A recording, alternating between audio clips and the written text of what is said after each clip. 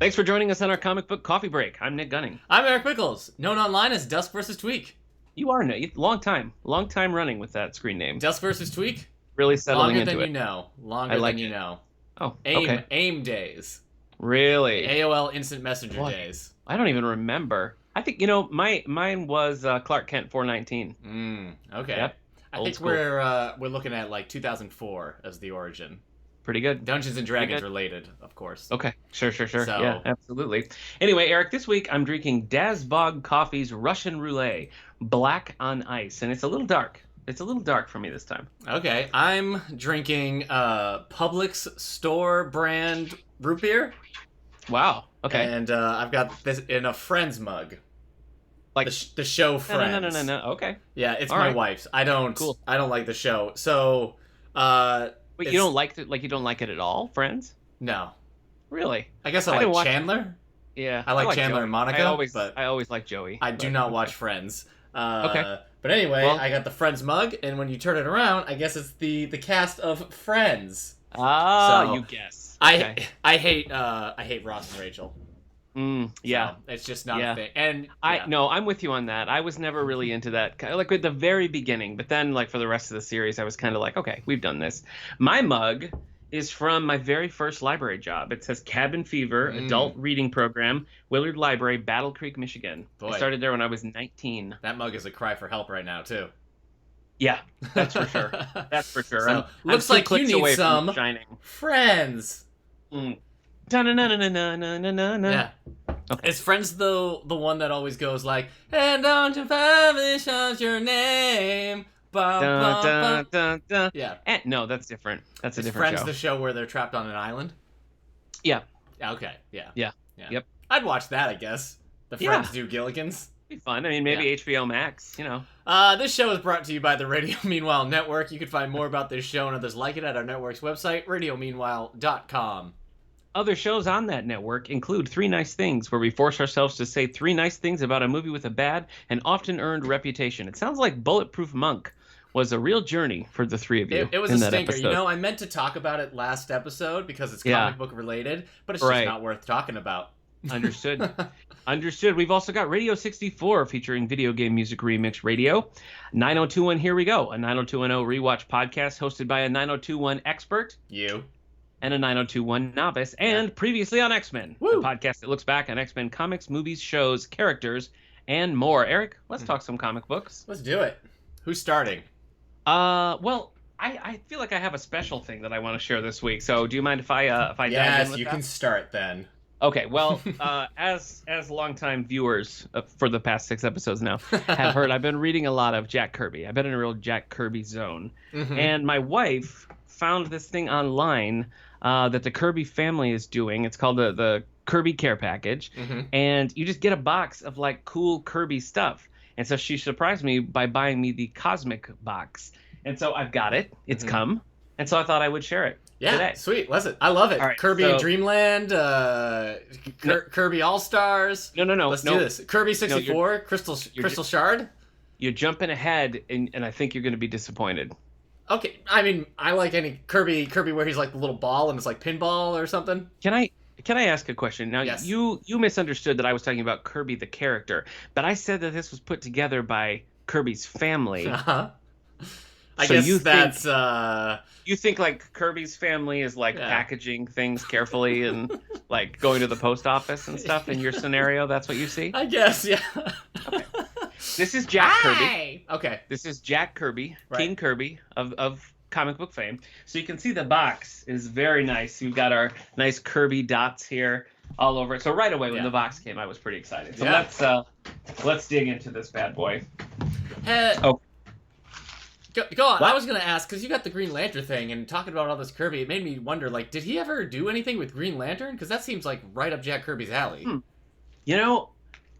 I think the only thing was he was on Superpowers for a while, and Green Lantern was in that, but no, I don't think he ever did like a Green Lantern story. All right, continue then. So here are some of the things that we've got inside. So the main thing would be the prints of Jack Kirby work. But there's also some other interesting thing here. So first of all, we've got a nice Jack Kirby bumper sticker. Mm-hmm. Classic Jack Kirby. Yeah, nice. There. We've got honk if you love Jack Kirby. Yeah, we've got a nice little ad for original Kirby art for sale that you can get with. It looks like one of the Newsboy. Oh, I should put up the spoilers because you're spoiling this Kirby box for anyone else who's getting it. I suppose. Yes. Yeah, although I think it's spelled out pretty clear online. This was the thing that I thought was most cool. So this is put together by Jeremy Kirby, who is Jack Kirby's grandson, collaborated with him on some things, and is sort of like, the one who's leading the Kirby estate at the moment. And so the boxes have all sorts of neat stuff in it. But the thing that I was most excited about is it comes with a random comic book that is from Kirby's personal archives. So it's actually like a comic book that was Jack Kirby's. And certainly he had boxes and boxes of the stuff that he'd worked on. So it's not like he's sitting there thumbing through this in the tub or something. But still, I was pretty excited to get a comic book straight from Darn it, then what's the point? Do you like that image? Yeah. Anyway, so the comic book that I got, and this is the one that I think is different for everybody, but I got Destroyer Duck #5. Written by Steve Gerber and Jack Kirby. Now, I didn't really know anything about this book before I got this comic in the mail. Do you know about this series? No, I mean Steve Gerber, right? Howard the Duck and stuff. Exactly. No. So this sprung out of a whole battle, an epic battle of Steve Gerber and Marvel. It looks like it was primarily about the Howard the Duck newspaper strip. That's sort of how it got started, and it was just a whole thing. Yes. So I do know about the whole story that this must be it then. Where okay, go ahead then. So Gerber goes to Eclipse Comics and works with Jack Kirby, basically, and it's very clear, in the pages of this, that this book was put together to pay for Gerber's legal fees against Marvel. That is the purpose of this book. Right. So there are 7 issues. I got issue #5 here, and so I did read it. I tracked it down and I read it. And the first issue is pretty good, satire. It is just dripping with. There's an unseen character, it's pretty clearly Howard the Duck, and there's sort of the evil corporation, which is clearly Marvel, and it is just it's a really good takedown of the whole situation. I was pretty impressed with it. Continuing the series after that, I feel like it never really landed for me. So I read all 7 issues. Go ahead.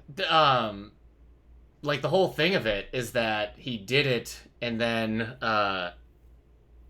there's a thing later on where he writes this big crossover, and Howard the Duck is in it, and he has Howard the Duck interact with somebody, I think it's his clone or something, in a doppelganger or something, and then at the end of the thing, it ends with the original Howard Duck in Gerber's own property stuff, and now the fake Howard the Duck in Marvel, and so now technically Gerber owns the original Howard the Duck again. I see. Clever. So, yeah.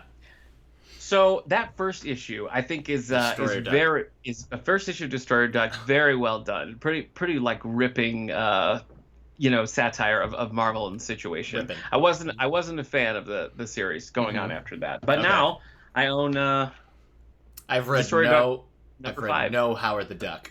No, I haven't either. So, but this is from Jack Kirby's thing. Is supposed to. Yeah, this is from Jack Kirby's archives. Right. This was an actual owned by Jack Kirby situation. That's great. Yeah. So and then the main thing I would say, the biggest selling point is the Prince. Prince, Purple Rain, and all that. Prince becomes Prince for you? Yeah. That's a stretch. Sorry. I'm not following that there. Yeah, let's see these prints. So there are several of these. So the first here, here's the downside, okay? Here's the downside of this box. And that is it comes with no paperwork. There is no explanation about absolutely anything. So I wasn't really sure what this is at first. It's anything online, right? Yeah, and so I was doing image searches, and I finally found that this was part of a portfolio that Kirby released a little later in life, but it was actually of concept drawings that he did in the 60s that were unused. So it's they put this out under just Kirby deities, and this was part of that portfolio of unused designs. Okay. So it's pretty cool. I mean, you got lots of Kirby dots. It's very. If you told me that this was from an issue of New Gods, I would just believe it, because it really has that vibe. All right, so that's one. Yep. Sorry. Here we go. Stuck together. Live TV. What are you gonna do? This next one is just like a Kirby collage. So I don't know if you've read anything. Fancy.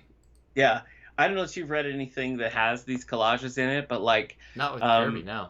He'll randomly use collages just in regular work. Like the first batch of Jimmy Olsen issues had some pages that were like, real world images with Jimmy and Superman like over them. Right. And he was just fascinated by collages. From what I read, this was like a giant work, and this is like a scaled down version of it. And Jeremy Kirby said that the Kirby dots here are actually Jack took little drops of whiteout to make the Kirby dots in this big collage. So this is a print of that collage. He loves his dang Kirby dots. Yeah. This was the one that I feel like I had to do the most homework on. So let me see if I have it right side up. All right. So it was confusing because it's like spaceship, and then you have like, this dude, and you've got like cowboy hats and guns and things exploding. And, the only names here are Jack Kirby and Mike Royer, who worked together a lot on a lot of different things. Right. So it was kind of hard to figure out what this is. But some of it says the Dreadnought Tiger in here. So I looked and looked and looked and looked, and I finally found like a still of this page, and it was from Captain Victory. Okay. So have you read Captain Victory at all? I haven't heard of Captain Victory until we did this episode. Until really? You Okay. Put it on the list. Okay. So all right. So Captain Victory and the Galactic Rangers. I want to say there's 13, 14 issues, something like. I think it's 13 and a special. Right. And this is. It's a weird book. It really is. And it's one that I feel like, of all the Kirby that I've read and the Kirby that I've seen, I think that this is the most visually stunning, Captain Victory and the Galactic Rangers, because it is just unfettered. It's really clear that Kirby... Because for Pacific Comics, which was a startup at the time, and like Jerry Siegel was writing backups for Captain Victory with another like recurring story in these issues. Neil Adams was jumping over there at the time. So a lot of big names were going to Pacific because, it was a lot of like creator freedom, basically. So Kirby did these issues here. I would say that the story is a little light. Okay. There were times when I just was like, I have lost track of what's happening here. But the images are just so good. And one of my favorite things that I read when I was looking at reviews and things, there was a reviewer on Goodreads who called this basically Star Trek on steroids and crack. And I felt like that is the perfect example. Like that's the perfect of what this is, because it really, that's how it feels like, because it's just all over the place. So I liked it quite a lot for that reason. But this is a print from that. I'm looking at the list of Pacific Comics, and it doesn't look like I've read a thing from them. Yeah. I don't really know the history of it, but there was the main series, and then there was a special that came out like the next year, and it was like the first in a new series of Captain Victory specials, and I don't think there was anything after that. So I don't know. Wanderer is there, yeah. I have read Gru the Wanderer. Yeah, all right. Interesting. Yeah. There you go. And then the final one here, which at first when I saw it, like, I thought it was Orion, but it's not. It does have an Orion vibe to it. It has a very clear Orion vibe, but this was actually the cover of a 3D poster book that Kirby put out. And in the on the poster book, the eyes here, which if you know that, you can kind of tell, like they're clearly 3D glasses that he's wearing, and the colors on the shirt here. Move it to the camera more. There we go. Look at that. Yeah. So in the poster print, the eyes and the chest logo were red and blue, like classic 3D images. So it's not Orion, but it's very, very New Gods Orion styled. Sure. Yeah. So anyway, that's the box. Sweet. You can find such care packages at jackkirbycarepackage.myshopify.com. And this is the Cosmic. I think I said that, but this is the Cosmic care package. Yeah. We're not being paid by... This was just a GIF. Did you say a GIF or a gift? This was a gift. Yeah. For Nick. So this isn't like the Jack Kirby estate's paying Nick to say nice things about Jack Kirby. Nick's been doing that for free for like 6 episodes now. Yeah, seriously. My wife bought me that. And so I just, how could I not share it? Yeah, that's cool. Now I'm wondering. Hold on. Okay. Jurassic Park loot box. Do you think it exists? Jurassic I mean, Park. I'd be shocked if it didn't. Behind. Oh, that's just Loot Crate stuff. Oh well, it's fine. Have you ever read Gru the Adventurer? No. Gru the Adventurer is the first volume. Okay. But that's a good segue into one of the first things I read this week, which was Usagi Yojimbo, Volume 26, Traitors of the Earth. The reason I say it's a segue is because there is a little short at the end that Stan Sakai did of Usagi and Gru the Wanderer having a little duel at the end. So it's like a one-page thing where he loses and he's like, "Did I err? I don't really know anything about Gru the Wanderer." So yeah, it's fine. I mean, it's more like a comedy book. It was pretty closely related to Mad Magazine in the early days, but it's it's Sergio Aragones who did a lot of those classic Mad illustrations. But no, it's funny. It's decent. A good friend of mine loves these, so I read it on his recommendation a while back. But yeah. So library plug. I read Usagi Yojimbo Volume 26, Traitors of the Earth via Hoopla. My local library. I got my license and my new state license, and so we could get a library card digitally. So I don't have a physical one, but I do have one digitally now. Okay. And I was able to access Overdrive and everything, but Hoopla had it, and Hoopla's, I think I mentioned this before, is kind of like Netflix-ish in that it has a rotating collection of books, and it doesn't matter how many people have a book checked out, you all have access to the same items there. Cool. And graphic novels, they have a good amount. I found I checked out the Hoopla of a friend who lives in a different state, and they had tons of comic books there. But yeah, I was so happy. They had Usagi Yojimbo 26, 27, and 28. That's awesome. So I read 26, and it's Usagi against some zombies, basically, and some other demons, and it's fun, and there's other small stuff in there. Usagi's hard to talk about, because all I can ever really say is another great volume. Because it's just consistently so good, and just so...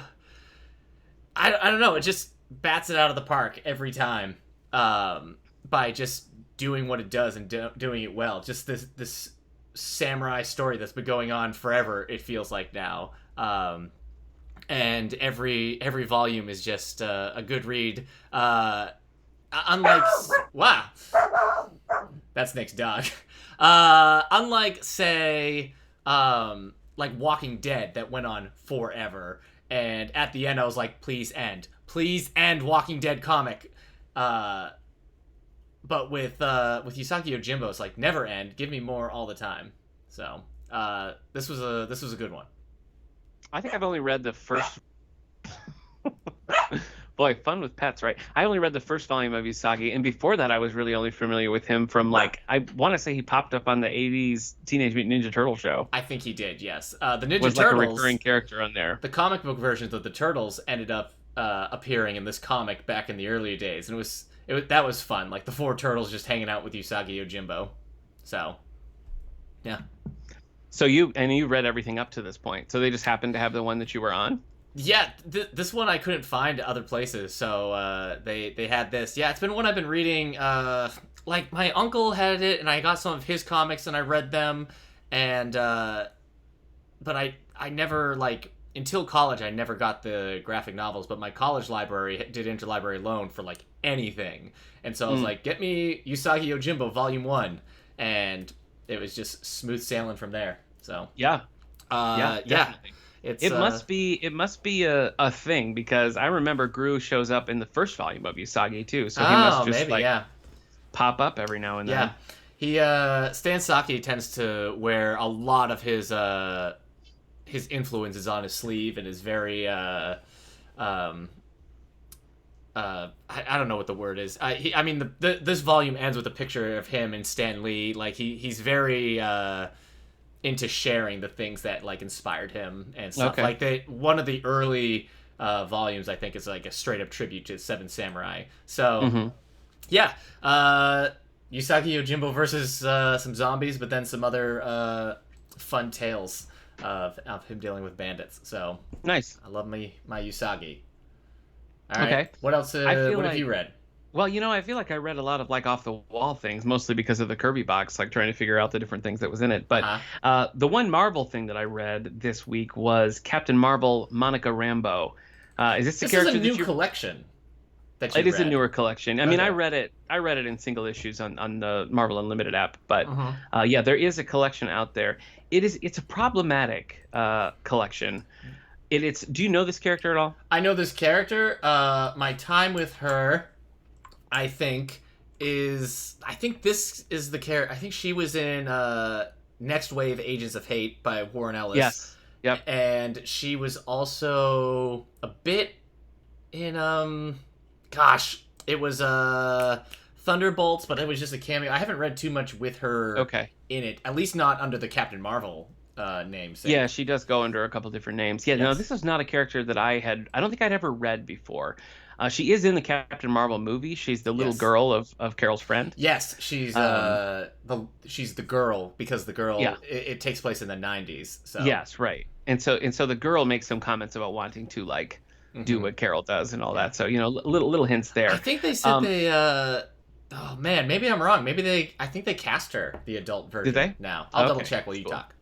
It's a very different set of powers than the Captain Marvel that you know of. So she first appears in the pages of Spider-Man not long after, like, the original Captain Marvel dies, and she shows up and gets her powers just by accident. And it's more like she like almost turns into lightning. She like becomes light and is transporting and doing different things. Her powers fluctuate over the course of these issues because there's not really a clear through line for the character. She teams up in the collection here. She teams up with Spider-Man a little bit. Okay. She does work with the Avengers when Wasp resigns as chairperson.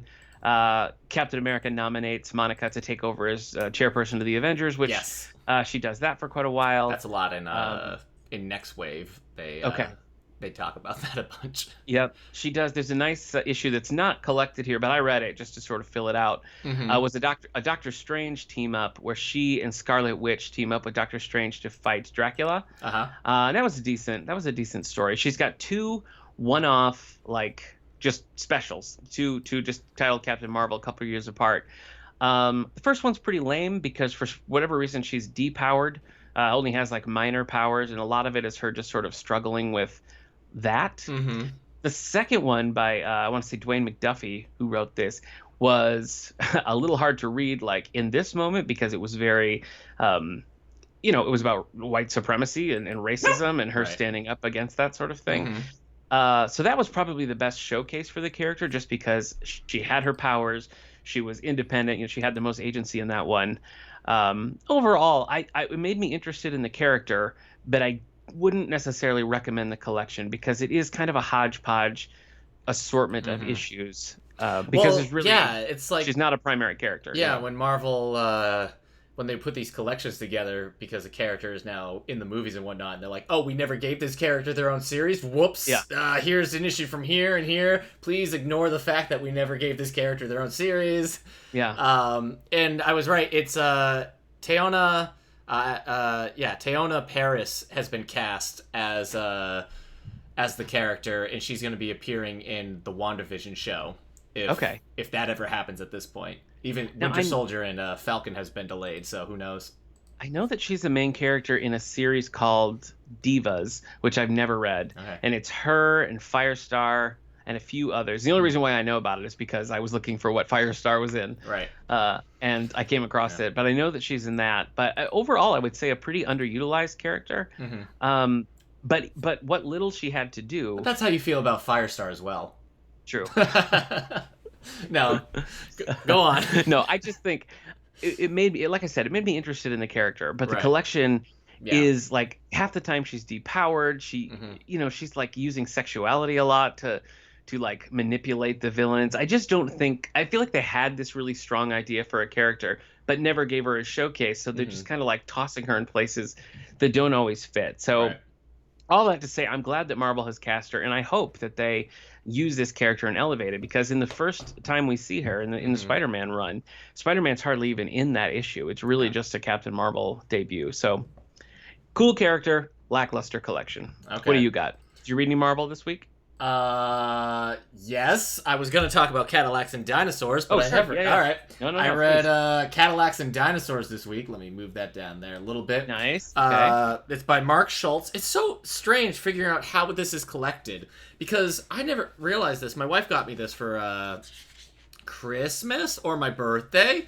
It's signed, I want to believe, right? It's a sign. It's got a little flap here that says Mark Schultz. It's number 46 of 1500. So to figure out how it's collected, it's technically collecting Xenozoic Tales 1 through 4. And it's kind of like and I guess these must be I guess they must be like re-chronologized or whatnot because they're very short. They're like 8 pages issue at times. So I think these were showing up in the back of other stuff. Who knows? Anyway, this graphic was like 1988 or 1989. So it's an older one, so it doesn't have the full collection. But man, it's cool. His art is... It's hard to describe the art style. It's very... it's black and white. There's a heavy use of inks. It kind of has a, like, 1940s, like, pulp art style, I guess, with the use of shadows and and inking and everything. It's cool. I don't know how familiar you are with Cadillacs and Dinosaurs. Not. You never watched the cartoon as a kid? I didn't. No, I didn't. Man, in a world gone mad. Cadillacs and Dinosaurs is basically, it's the far future. Earth has suffered some sort of cataclysm. And, sounds right. Dinosaurs are back. People are back, but now like technology is only the stuff that we've salvaged from the things. So Jack Tenrec is he repairs and keeps like old vehicles and tech, specifically Cadillacs. And so him and oh boy, what's her name? It's now I can't remember. I only ever remember Jack's name because the intro to the cartoon was very much Jack Tenrec stands alone. Okay. He's does he yell it right? Hannah Dundee. Oh, it's so easy to remember.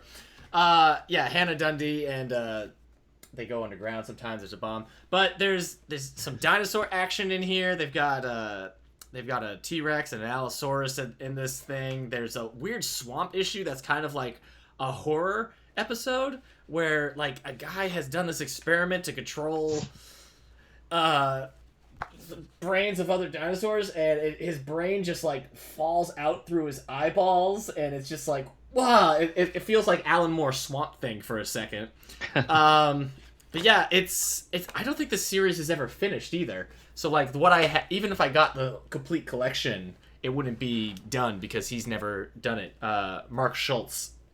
But yeah, as a kid, I liked Dinosaurs and Cadillacs and Dinosaurs, the cartoon. You know what? I think maybe I played the arcade game though. It did have a pretty popular arcade game. Yeah, that looks very familiar to me. Yes, that was it. It had all this stuff, and he just never finished the comic, and he kind of like did it at his own pace, and the cartoon only lasted I tell you what, this is something I want back in some form. I want like a sweet Cadillacs and Dinosaurs video game. I don't think we'd get a movie, and now with the way the Jurassic World movies are going, it might seem a little too similar. But I mean, get Netflix or Hulu, get this like super cool HBO Max. Get me a sweet like animated, like adult animated. They're doing Usagi, so you know why not? Did you mention the awards that the series has gotten? It did win. He's an award winner. I don't have the list of it. Mike Schultz won 5 Harvey Awards on this. Yeah. And the Xenozoic Tales received 2 Eisner Awards, one for Best Short Story and one for Best Black and White Series. So pretty lauded series. There's like this underground race of people that like evolved from dinosaurs, and the way that Jack and these like creatures communicate is that Jack found old Scrabble pieces. And that's how they communicate. So it's cool stuff. I mean, yeah, I wish I had more of it right now. So yeah, be a good time for it. I don't remember when I don't know if the cartoon came out before Jurassic Park or not. If that was cartoon was 93. And Jurassic Park was July 93. Okay, this came out September 93. Ah, yeah. So there you go. But by the time, who knows? I mean, it takes a while to get a show going. Maybe it was in response or... No, I would say something like that would have to be well in process by that time. But yeah, I mean, these comics are from the 80s. But what I love about it is I've read Jurassic Park comics, Nick. And one thing Jurassic Park comics just have not been able to do is draw dinosaurs. Do you remember when I read the Jurassic Park... what was it? Raptor's Revenge? No. It was the newer one, Redemption. Oh, yeah. Yeah, and I was sharing the art on it. It was horrendous. It was. It really was. So, but Mark Schultz, he draws dinosaurs. He draws dinosaurs well. And that's good. It's nice because he's like draws dinosaurs well in this comic that came out before Jurassic Park kind of standardized a certain like dinosaur look, right? So he still got them. But then also, if you want like a post-apocalyptic read, if you're more into like Fallout than you are into like dinosaurs, there's stuff here for that too. Okay. So he has a pet Allosaurus. I had an imaginary pet Allosaurus as a kid. I called him Allie. Okay. So So I think my teacher told me to stop talking to the corner of the room one time. But you know what? That sounds right. Eighth grade is hard for everybody. So only the 4-ish. But this is a cool hardcover, and it's nice to see like this hardcover from like the 80s too. That they were doing that. Anyway. Okay. Yeah. As has been pointed out, Castlevania's cartoon on Netflix. So get us Cadillacs and Dinosaurs. Why not? Cowards. Bring it back. The kids CBS put out the original, and they've been getting more into like kids stuff. So maybe their their partnership with Nickelodeon. We'll see something. Did you see the new information about the Nickelodeon CBS Star Trek show that's coming out? I saw that was happening. Yes. Cool. I mean, it's just cool that I saw they put the logo out, Star Trek Prodigy. It looks cool. There's a fun episode of the cartoon Cadillacs and Dinosaurs where they have to herd a bunch of Macs, which they call Triceratops. They're herding them with their Cadillacs to stop them from being like killed and everything. And their Cadillacs get all busted up. And at the end, Jack Tenrack is like, I know one thing. Cadillacs and dinosaurs don't mix. End of episode. Man, I want that on a shirt. Or a face mask. You could put that on a face mask. There you be go. Topical right now. I tried confirming it, but I'm pretty sure the guy who does the voice of the introduction, who's like, in a world gone mad, one man. I'm pretty sure it's the voice of Cyclops from the X-Men animated series. Oh, that was also 92, 93. So yeah, good time. Anyway, good time. Yeah. All right. The only DC thing I read this week was a new, like a teen graphic novel. I think this is part of the DC. They changed their branding so much. I'm not even gonna. I don't. Yeah, it wasn't DC Inc. or anything. Yeah. Who knows? I don't remember. Yeah. Because they change it every 2 weeks. Yeah. But this was the Oracle Code by Mareki Niekamp and illustrated by Manuel Pritano. Now, I had read Shadow of the Batgirl, and I thought that was great. That was following Cassandra Cain's Batgirl, and Barbara Gordon was a main character in it, as like a former Batgirl, and that just worked really well. This one, I liked it. I thought it was good. The tone was pretty different. I feel like maybe we have to spoil this one. Spoiler alert then for the Oracle Code, the YA graphic novel, right? Yes. So we have a teenage Barbara Gordon having just had her accident that paralyzed her. So right away I was like, really? Like The Killing Joke when she's a teenager? But as they got into it, I think we're just looking at a different world, because she said something about just wrong place, wrong time. And there was never any sort of implication that The Killing Joke was had happened, That's probably good, yeah. I know, but that was my first instinct. I was like, oh, this is a mistake. But she is going into basically Arkham, but it's like a rehab center specifically for these kids YA. And teen. Oh, yeah, these YA teen like DC stuff love using Arkham, because that Batman book I read, the Nightwalker book, it's Arkham based. I thought that was so good. Yeah. The graphic novel. You read the graphic, right? Yeah, was really good. Yeah. I read, there was a book. It's I can't remember the author now. Marie Lu wrote Batman Nightwalker, which is a YA novel about like a young Bruce Wayne, and it's like prior to being Batman, and he's not even really thinking about being Batman. He's friends with Harvey Dent and another character, and basically like he's on the wrong side of the law at one point, so he has to do some community service, and he meets a girl who's part of this like criminal cult, and it was weird because I really got into it. Yeah. So, and then they turned it into a graphic novel. Am I right, Marie Lu? Oh, yes, I think so. Author of Legendary and stuff. Yeah. Yeah. So you never read the graphic novel that it was based on? No. See, I thought that was so good. Like, I also read the graphic novel that was based on Leigh Bardugo's Wonder Woman, and I really didn't like that. So I didn't have high hopes. But Oracle Code, yes. So Barbara is in this. It is Marie Lu, by the way. Barbara's in this in Arkham as like she's living there, almost like a dorm situation that is just rehab, like for her legs, physical therapy, that sort of thing. Mm-hmm. And she doesn't want to be there, and she is making friends and that sort of thing. Reluctantly, and it's creepy. It's a creepy vibe. Nobody makes friends willingly. It's all reluctantly. You're right. And so this one friend is talking about her brother, and they can't find any record of the brother.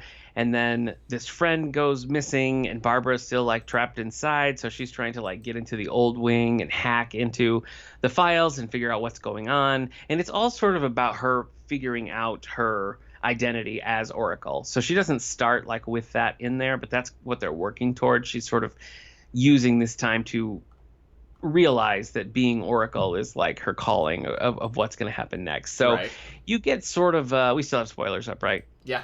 And you're never going to read this. Oracle Code? Yeah. Maybe, but go ahead. Okay.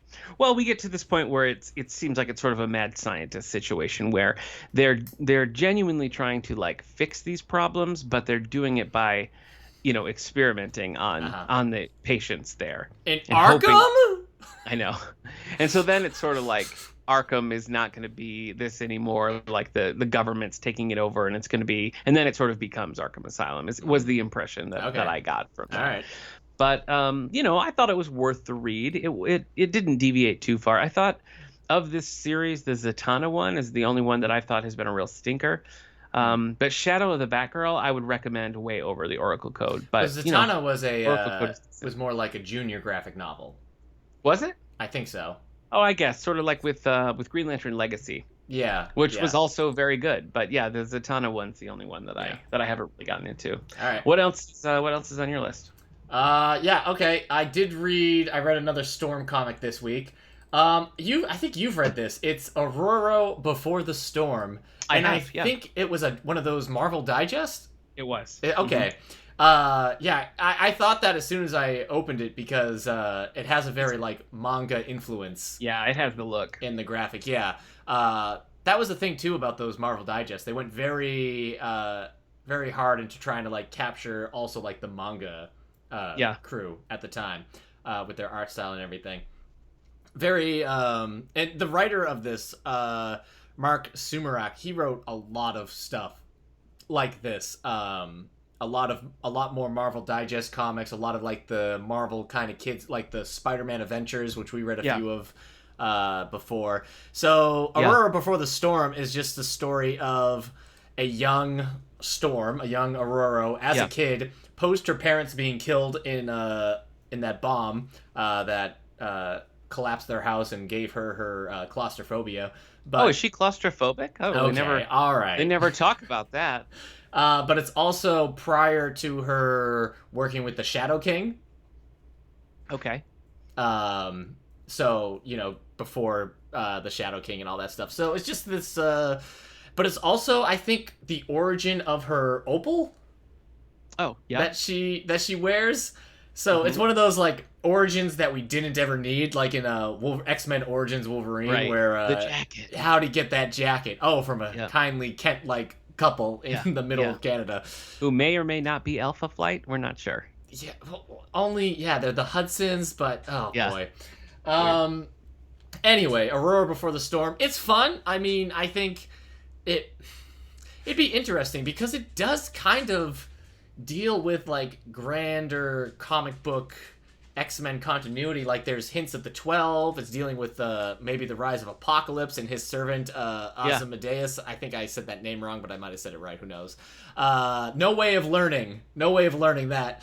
And like it hints at the 12 and her opal and her future with the X-Men. So like if you're a kid, maybe that stuff doesn't really matter, but it seems weirdly it foreshadows a lot of future stuff. For something that seems to be wanting to be very standalone.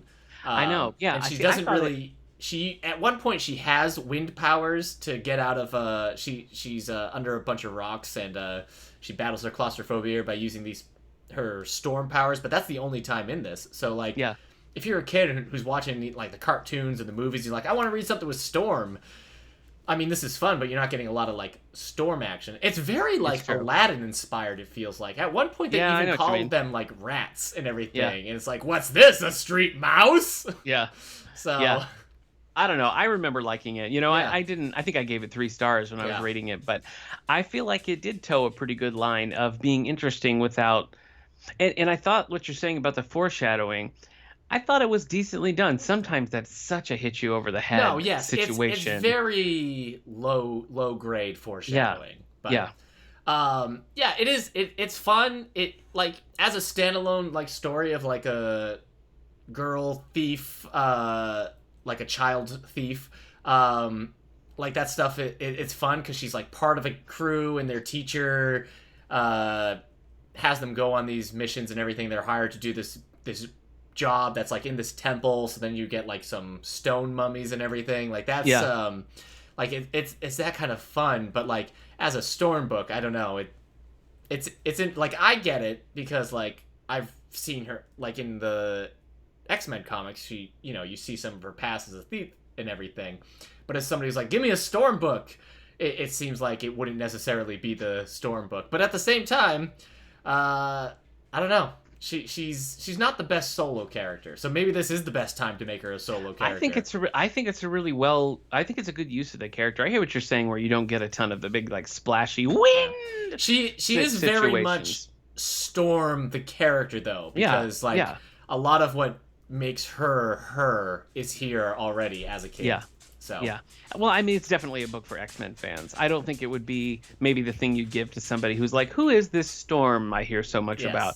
I wouldn't put this in their hand. But like you and I, who are familiar with the character and enjoy the character, I think it's a good. I'm hesitant to use it, but it's like it's a cute book because it is going after like a young audience. There's no real deaths. There's no real. There's action and there's some like fighting, but there's no real violence. Right. It's a very like safe book. Content wise. So. Yeah, you're right. There you go. Before the Storm, Aurora. Before the Storm. That's what I've read. All right.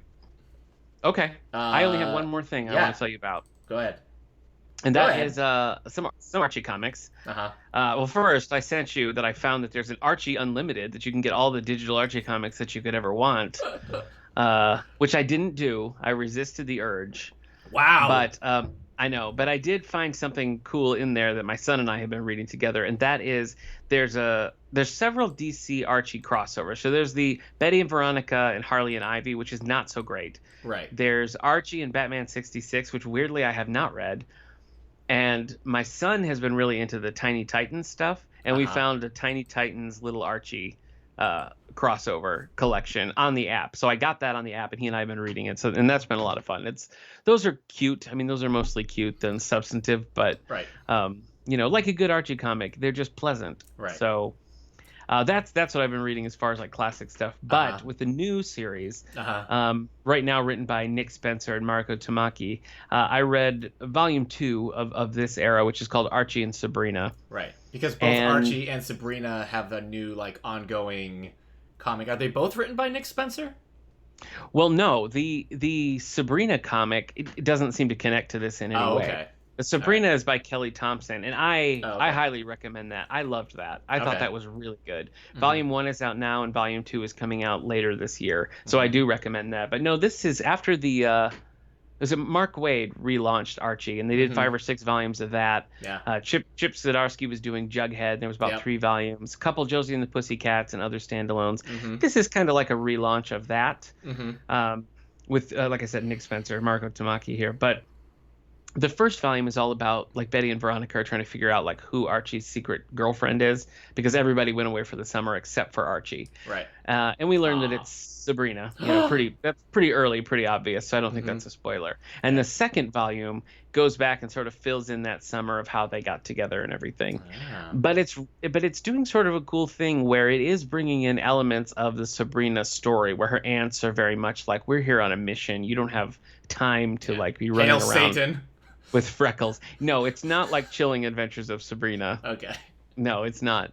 But I just thought it was cool. I liked it. I had a good time with it. Using Archie and Sabrina together is weirdly something that hasn't really been done, or at least not done very often. So it's kind of cool to see those characters interact that way. She was in the Jughead series that was relaunched.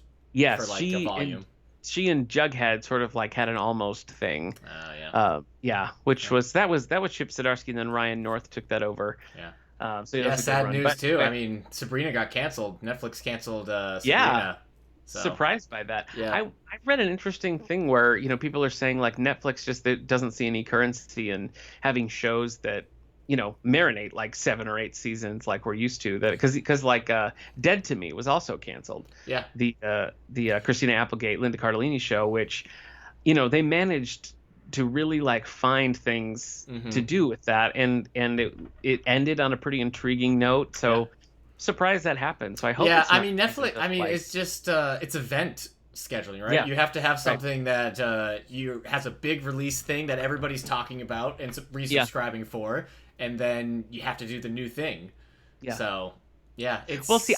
I would be okay if the model was like they're going to structure shows to be 3 years, but it seems like a lot of the things that got canceled are things that were like settling in to tell long-term stories, only to like have the rug pulled out from under them, which I think is crazy. Just commit to 3 years or something. Like that just seems like a more responsible model going forward, and ensures that content is going to be there. Because if I know a show goes for like 3 years and ends on a cliffhanger, like I doubt I'll even start that show. I don't. It's just foolish. Yeah, I don't really start Netflix original shows. So there's that. Yeah, fair enough. Though I still think you should watch Ragnarok. But did you watch anything while we're talking about watching comic book wise? Yeah. No. Okay. Sorry. Sorry. But no, I didn't. I was trying to think if I did, but I didn't. I've been having a hard time because I finished a bunch of shows that I was watching, and then I was like, I don't want to watch anything else. And they're like, why don't you watch go back to The Wire or watch something? I'm like, I don't want to watch an hour-long anything. I just want to watch 20 minutes of a funny show, and then I want it to restart another 20 minutes of funny. Did you ever watch Never Have I Ever on Netflix? Well, my wife was watching it, and then I watched it while she was watching it. Okay. I really like that. Yeah. I think I was reading Cadillacs and Dinosaurs at the time. Wow. You want to get into Batman pick. Yeah, hit me. Yeah, my Batman pick. This time I'm choosing to talk about Batman Lovers and Madmen. So this is a Batman and Joker story. It's a Joker origin story. That's very different from the thing that we're used to. Gosh, help me here. What's the Batman Killing Joke? The Killing Joke origin. It's like boldly different from the Killing Joke kind of setup. So this is a collection of comics that ran in Batman Confidential number 7 through 12. So if you have like the DC app and the single issues, you can read Batman Confidential number 7 and then read the 6-issue series. The first one came out in September 2007. So I don't know if this was a plan because of The Dark Knight coming out or if it just happened.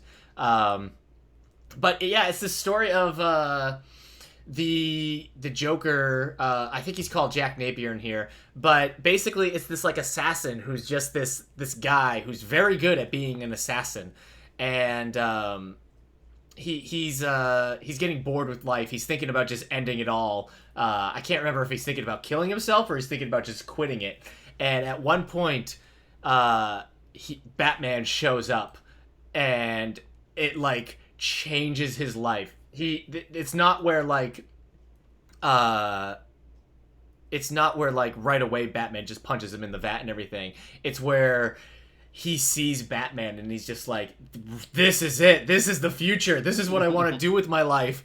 And so it's been a while since I read it. I read it in 2014. I think he puts on the red hood and everything because he wants to now, like, yes, let's do this. Costumes, we're madmen, we're crazy. This is awesome. You get scenes in his head of him being like, you're beautiful, you're wonderful, you're amazing, you're the greatest thing I've ever seen.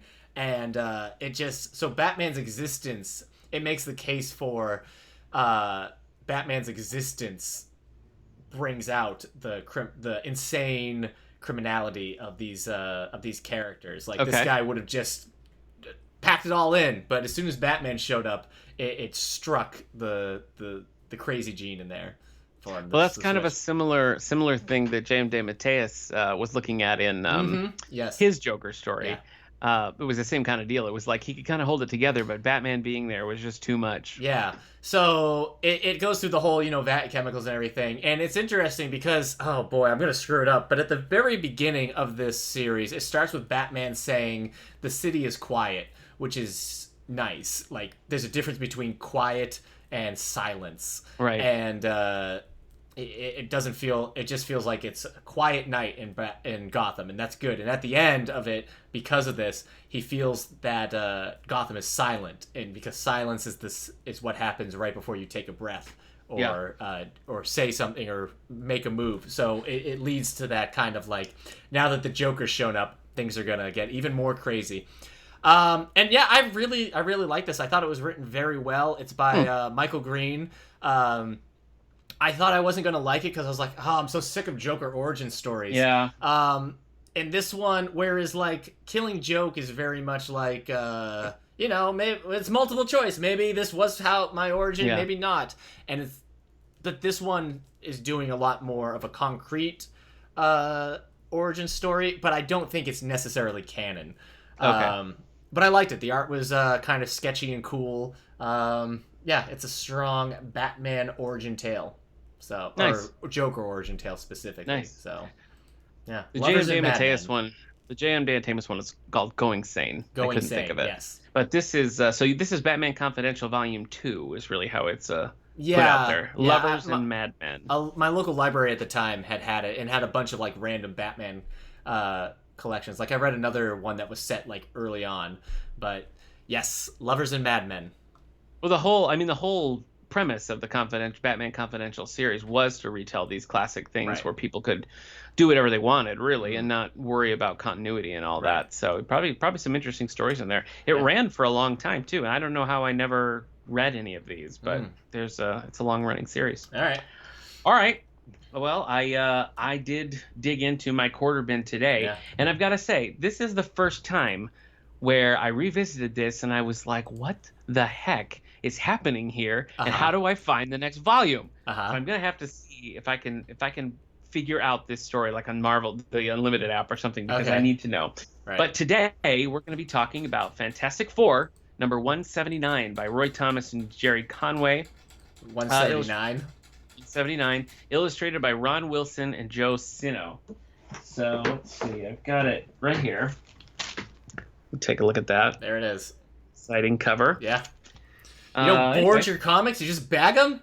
You barbarian? Well, yeah, I know. Anyway, 1976. Before I get into the story, this has one of those Incredible Hulk Hostess fruit pie commercials. Do you read comics with these in them? I don't think so. I don't have a lot of comics from the 70s, so. Okay. This was like a recurring thing, or it just looks like a regular comic page. The Hostess fruit pies, like a little like pockets, look like a hot pocket. Right. They have, okay. Like, cherry. Right. Yeah. So Hulk's just like going on a rampage, and somebody offers him a fruit pie, and he's like, "Yeah, okay." That's all. These were everywhere. Okay. Hostess cupcakes. Hostess doing like Marvel ads. Yeah. Look at this. Every comic. So he's tearing up the sidewalk in this one. And he needs a fruit pie. So that was the biggest blast from the past for me. But let's get on to the story. Hawk loves his fruit pies. He does. I know. Picks him right up. Robinson Crusoe in the negative zone. Okay, now keep in mind, I don't know what has led to this. I don't know where it goes from here. So this is a real intriguing piece of fantastic. I like the cover.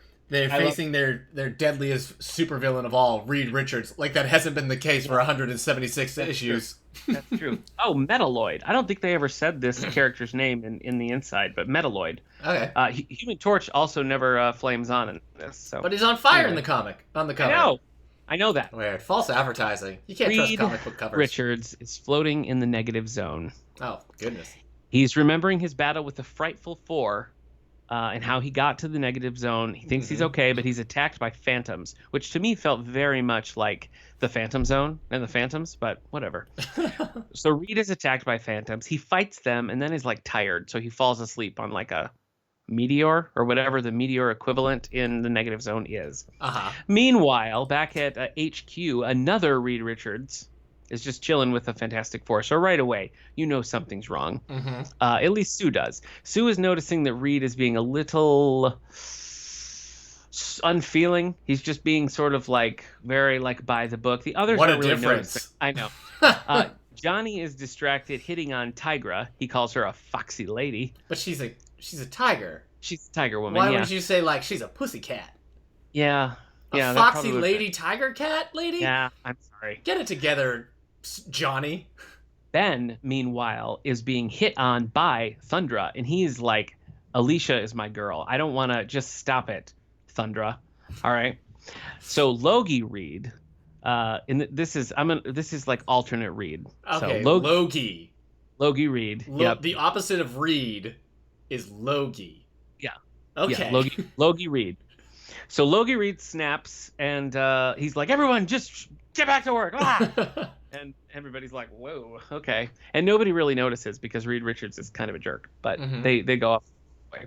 Anyway, Sue goes to comfort Logie Reed and thinks that he's just like, he's just stressed out because of everything that's going on. And Evil Reed is like, you know what? I might keep her around. I'm going to kill all the others, but I might keep the Invisible Woman around to keep me company. So little bit of a creep vibe. Sure. Yeah. Well, with a name like Logie. I know. Ben and Logie just means like fake, like costume jewelry or something like that. A prop for a play. Okay. All right. Meanwhile, why Ben would you name yourself that? No, that's not. I'm just calling him that because he's a fake Reed. Oh, I thought. He Reed. still goes by Reed Richards. Yeah. Okay, I thought Roy Thomas and Jerry Connery were like his name is Logie Reed. No, everybody just thinks he is Reed Richards. That's what's happening here. All right. Everyone thinks he's real. Okay, but he's Logie. Conway, I said. All right. I don't know what I said. Okay. So the meeting disperses. Ben and Tigra now are a little suspicious about what's going on because they are saying that Reed doesn't seem to care that there's another Reed trapped in the negative zone. So right away, I was like, wait, they know? They know there's an alternate Reed? And they're not like suspicious? But apparently it's common knowledge. Yeah. I guess. Apparently it's common knowledge that there is a Reed stuck in the negative zone. But I guess they think he's Logie Reed and they've got Reed. So this was before. Maybe this happened in issues 178. It must have. But I was surprised to find out that they know. Anyway, they're getting suspicious about this, and they sort of go for a stroll together. Back in the negative zone, Reed makes a space fire from space rocks, and then kills and roasts a space bat. And he's very worried about the crew back at HQ with Logie Reed. So back to Ben and Tigra, who are now, they've gone out to eat. They're just going out to dinner, the two of them? Okay. And yeah, no, it's fine. What, friends can't get dinner together? Does it mean anything? Tigra is also sort of hitting on Ben a little bit. Wow. And he's like, okay, what is happening? What is happening here? And I don't know either, because everybody seems to want the thing all of a sudden. I guess. You gotta have that thing. So a giant, like, superheated android robs a bank nearby. I learned from the cover that it's Metalloid. Metalloid, yeah. Metalloid. Yeah, Metalloid. So Metalloid, not Metal Lark from the Harlem Globetrotters, but Metalloid. This is Lloyd, who's now uncovered in metal. Metalloid, yes. I am Metalloid. Has robbed a nearby bank. And Tigra and Ben are like, forget dinner, let's go fight this giant robot. Yeah. Is Metalloid joined by Magneto and the Titanium Man. No, but that would be perfect. No, nothing yet. So they've really got the thing on the ropes. Metalloid has got him down for the count. Tigra jumps in and saves him, and also the army shows up with tanks, which I think is a very quick and maybe non-proportional response to what's happening. No, not 1970, whenever this came out, maybe, but in 2020, sure. Right? Yeah. Totally. They would already have been there. Anyway, so now they're fighting. The army has their tanks. They toss Metalloid onto a garbage scow in the ocean. I want to say it's in the ocean. I'm not sure. Awesome. Real aware of the environment there thing. Just toss any of your garbage into the ocean. Here's what gets worse. The scow breaks. So they literally just put a giant trash heap at the bottom of the, again, ocean. I'm not sure where they are. Fantastic. Great. The Fantastic Four, everybody. Yep. The ocean's our toilet. This part, look, send your kids out of the room for a minute, because this part to me was a little like, yowzer. We back at HQ, we see Reed like under the covers asleep, and Sue is getting up and walking out, and she is wearing a completely see-through, like filmy nightgown, very visible, like matching set underneath. So Evil Reed and Sue Storm got it on. Is what this issue's saying. I kind of think that is what this issue's saying. I know. Real gross. I know. So she's leaving the room in lingerie, and she's now freaking out because she knows for a fact that this is not Reed that was in bed with her.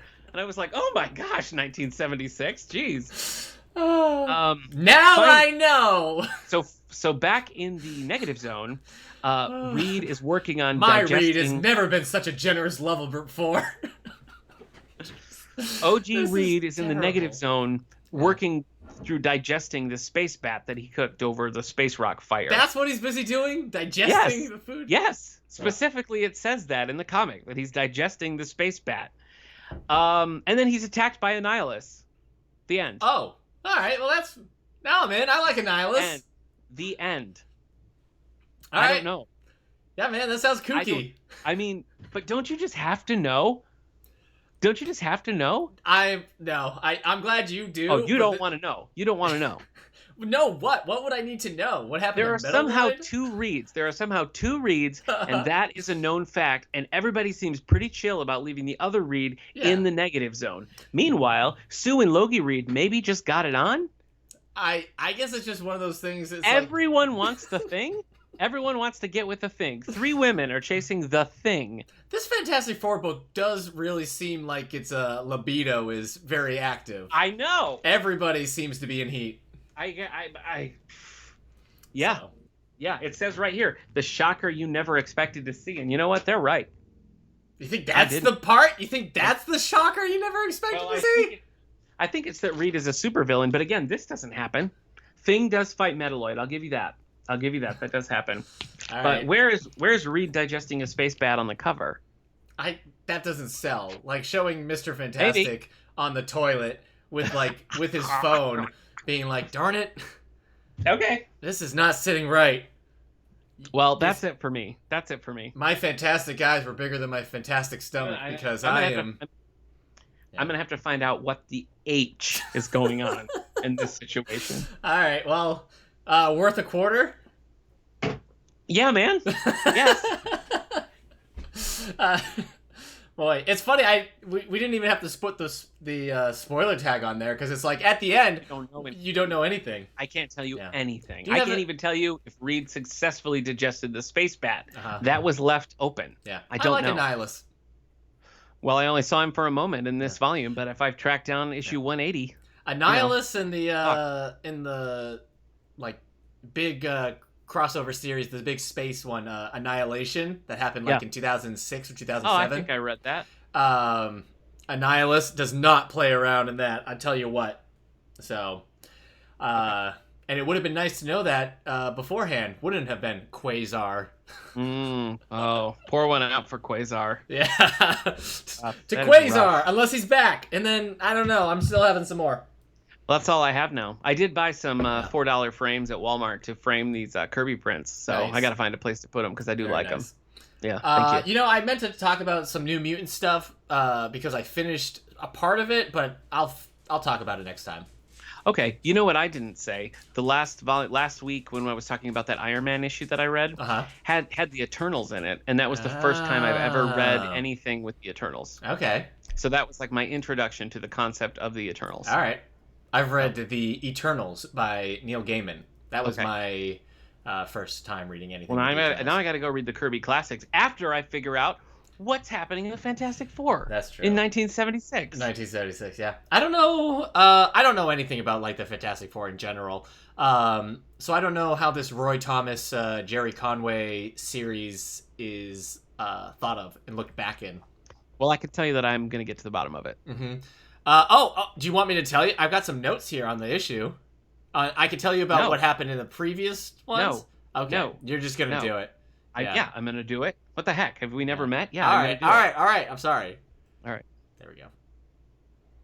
Okay. For comic book coffee break.